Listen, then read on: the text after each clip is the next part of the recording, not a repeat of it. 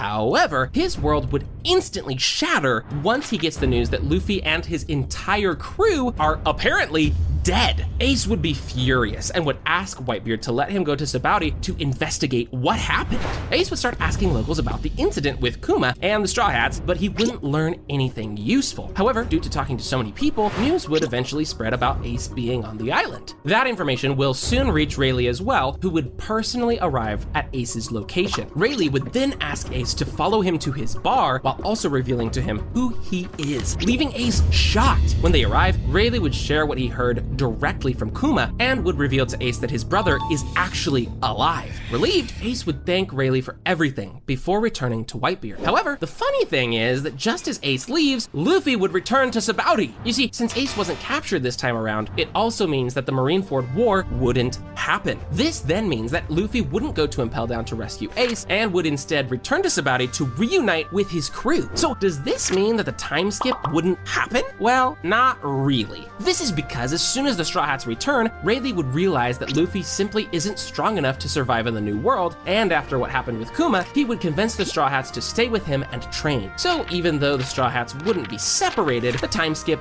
would still happen, and we can assume that it would last for around 2 years, as in the original. It's also important to mention that the One Piece world overall would be quite different in this version of the story. First of all, considering Blackbeard is dead, all prisoners would remain in Impelled Down, including Buggy, Mr. 2, Mr. 3, and Crocodile. Another interesting thing is that Sengoku wouldn't retire. Although we can't be sure about this, I feel like it's the war that pushed Sengoku to finally leave his position, and since the war wouldn't happen this time around, he would continue being the fleet admiral. So Aokiji and Akainu wouldn't end up fighting each other on Punk Hazard and would both retain their admiral positions. Now, while the Straw Hats are busy training, Ace would set out on his own journey to fulfill a certain promise he made to someone. That's right, I believe that at this point in the story, Ace would actually try to liberate Wano from Kaido. Now, I doubt Whitebeard would risk going to full-out war against beast pirates, so it's more likely he would only allow Ace to take a couple of crewmates and do this mission more quietly.